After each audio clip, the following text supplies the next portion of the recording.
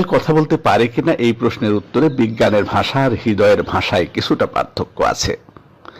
আপাত দৃষ্টিতে বিড়াল মানুষের মতো শব্দ উচ্চারণ করে বাক্য গঠন করতে পারে না, কিন্তু যারা বিড়াল পুষেছেন বা বিড়ালের সংস্পর্শে এসেছেন তারা জানেন বিড়াল কেবল কথাই বলে না, তারা রীতিমতো দীর্ঘ কথোপকথন চালিয়ে যেতে পারে। তাদের সেই ভাষা বুঝতে হলে প্রয়োজন গভীর মমতা আর সূক্ষ্ম পর্যবেক্ষণ। বিড়ালের সবচেয়ে শক্তিশালী ভাষার নাম হচ্ছে মিউ। গবেষণায় দেখা গেছে প্রাপ্তবয়স্ক বিড়ালরা নিজেদের মধ্যে যোগাযোগের জন্য খুব একটা মিউ শব্দ ব্যবহার করে না।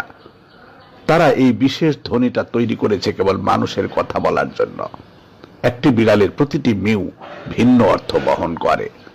কোনটি ক্ষুধার সংকেত, কোনটি অভিমান, আবার কোনটি কেবলই মনোযোগ আকর্ষণের আর্তনাদ। যখন আপনি ঘরে ফেরেন কিংবা আপনার বিড়ালটি লেজ উঁচিয়ে আপনার পায়ে গা ঘষে সুর করে ডাক দেয়, তখন সে আসলে বলছে, তোমাকে খুব মিস করেছি, তুমি এত দেরি করলে কেন? বিড়ালের কথার আরেকটি বড় অংশ জুড়ে আছে তার মায়াবী শরীরী ভাষা বা বডি ল্যাঙ্গুয়েজ। তাদের লেজ নাড়ানো, কানের অবস্থান, চোখের মনের সংকোচন প্রসারণ এক একটি জীবন্ত অভিধান। লেজ খাড়া করে রাখা মানে সে খুশি এবং আত্মবিশ্বাসী, আবার লেজ ফুলে যাওয়া মানে ভীত এবং ক্রুদ্ধ। সবচেয়ে জাদুকরী ভাষা হলো তাদের ঘর ঘর ডাক।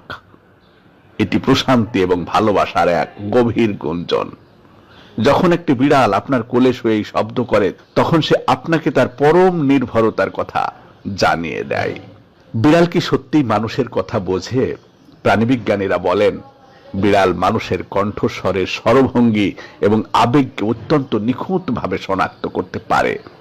আপনি যখন তাকে আদর করে ডাকেন, সে তার মাথা ঘষে উত্তর দেয়। আবার আপনি তাকে বকা দেন, সে কান নিচু করে অপরাধীর মতো বসে থাকে। এটি কি কথা বলা নয়?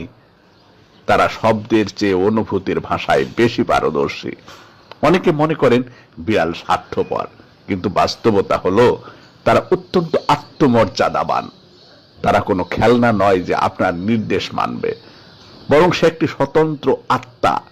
সে তার নীরবতা দিয়েও আপনার একাকিত্বের সাথে কথা বলে। যখন আপনি বিষণ্ণ থাকেন, একটি বিড়াল নিঃশব্দে আপনার পাশে এসে বসে থাকে। তার সেই মৌন উপস্থিতি হাজারো সান্ত্বনার বাণীর চেয়েও শক্তিশালী। এই জন্য আবারও বলছি, বিড়াল মানুষের ভাষায় কথা বলতে পারে না ঠিকই, কিন্তু তারা হৃদয়ের ভাষায় কথা বলে। তাদের চোখের গভীরে এক অপার্থিব মায়ার সন্ধান পাওয়া যায়।